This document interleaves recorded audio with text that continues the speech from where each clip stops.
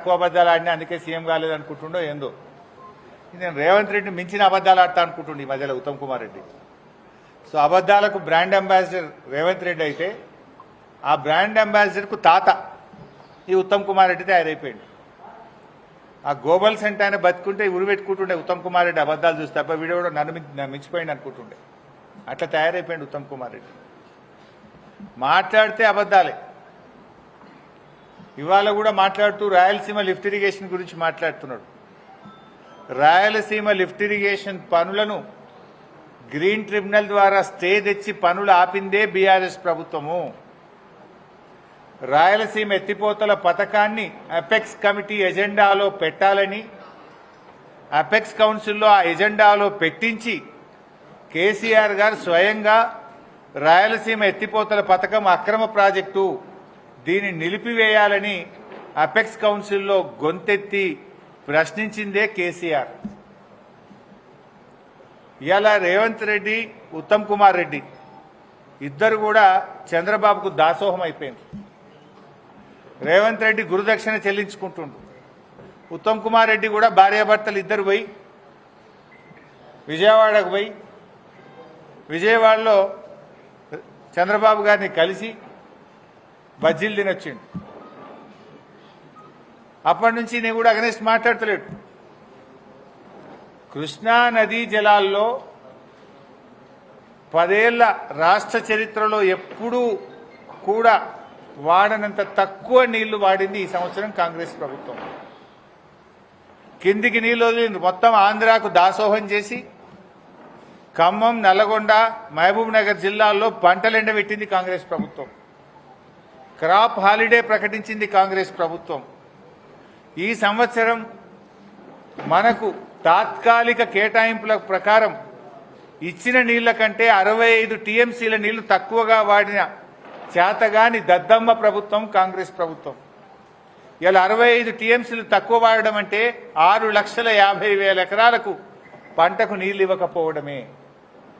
ఉన్న హక్కును, ఉన్న తాత్కాలిక కేటాయింపుల్ని కూడా వాడుకోకుండా ఆంధ్రాకు నీళ్లు వదిలింది నువ్వు కాదా ఉత్తమ్ కుమార్ రెడ్డి? దీనికి ఎందుకో సమాధానం చెప్పవు. చెంపలేసుకొని ముక్కు నేలకు రాయి. 65 టీఎంసీల నీళ్లు మన హక్కును వినియోగించుకోలేని చేతగాంతనం నీది, ఫెయిల్యూర్ నీది. ఇవాళ గోదావరి బనకచెర్ల ప్రాజెక్టు మీద నిన్న ప్రెస్ వాళ్ళు అడిగితే మన ఉత్తమ్ కుమార్ రెడ్డి అంటుండే ఇంకా ప్రిపేర్ కాలే. వెనకట కేసీఆర్ గారు అసెంబ్లీలో ప్రజెంటేషన్ ఇచ్చిండు. అసెంబ్లీలో ప్రజెంటేషన్ ఇస్తే ఉత్తమ్ కుమార్ రెడ్డి లేచి అరే మేము ప్రిపేర్ అయ్యి రాలేదు అంటాడు. ఏది అసెంబ్లీలో మాట్లాడమంటే మైక్ ఇస్తే స్పీకర్ గారు నేను ప్రిపేర్ అయ్యి రాలేదని లేచిపోయింది ఆ రోజు అసెంబ్లీలోకి. నిన్న ఉత్తమ్ కుమార్ రెడ్డి గారిని గోదావరి బంకచెర్ల మీద ఏమైతుంది అంటే ఇంకా నేను స్టడీ చేయలేదు, స్టడీ చేసి మాట్లాడుతా అంటాడు.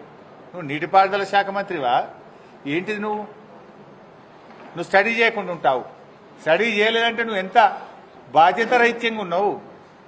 రాష్ట్రానికి సంబంధించిన అతి ముఖ్యమైన గోదావరి జలాలకు సంబంధించిన ఇష్యూ మీద స్టడీ చేయలేదని మాట్లాడతారు. నిన్న కేబినెట్లో గోదావరి బంకచెర్ల మీద మాట్లాడతారు. ఏదో గట్టిగా స్పందిస్తారని మేము ఆశించినాం. టైం దొరకలేదట. నెక్స్ట్ మీటింగ్లో మాట్లాడతారట. పేపర్లలో ఏమొచ్చిందంటే గోదావరి బంకచెర్ల మీద మాట్లాడడానికి టైం దొరకలే, మళ్ళా మీటింగ్లో మాట్లాడతారట. అంటే రాష్ట్రానికి సంబంధించి ఇంతకంటే ముఖ్యమైన అంశం ఇంకోటి ఉంటుందా? ఏం మాట్లాడినరు 5 గంటలు?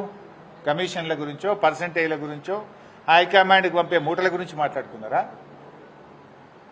400 టీఎంసీల గోదావరి జలాలను అక్రమంగా ఆంధ్రప్రదేశ్ ఏ అనుమతులు లేకుండా తరలించకపోతుంటే గుడ్లప్పగించుకొని చూస్తారా? సుప్రీంకోర్టుకు పోయి ఆపే బాధ్యత లేదా? కేంద్ర మంత్రి మీద ఒత్తిడి తేరా? నీతి ఆయోగ్ మీటింగ్లో ముఖ్యమంత్రి ప్రధానమంత్రిని ఎందుకు ప్రశ్నించలేదు? మేము సూటిగా అడుగుతా ఉన్నాం. ఇంతకంటే ఇంపార్టెంట్ అంశం ఏముంటుంది? దీని మీద ఎందుకు స్పందించలేదో ఇవాళ ఉత్తమ్ కుమార్ రెడ్డి గారు సమాధానం చెప్పాలి. It's an important issue. 400 టీఎంసీల నీళ్లు ఇవాళ అక్రమంగా అపెక్స్ కమిటీ అనుమతి లేకుండా, అంతర్రాష్ట్ర అనుమతి లేకుండా, తెలంగాణ అనుమతి లేకుండా, గోదావరి ట్రిబ్యునల్ అనుమతి లేకుండా ఇలా రాత్రికి రాత్రి వాళ్ళు ప్రాజెక్టులు కట్టిపడేస్తున్నారు. దీని మీద ఎందుకు మీరు స్పందిస్తలేరు? అపెక్స్ కమిటీ కౌన్సిల్ పెట్టాలని ముఖ్యమంత్రి గారు ఎందుకు కేంద్ర మంత్రికి లేఖ రాయడం లేదు? ఎందుకు ముఖ్యమంత్రి గారు మౌనంగా ఉంటున్నారు? చంద్రబాబు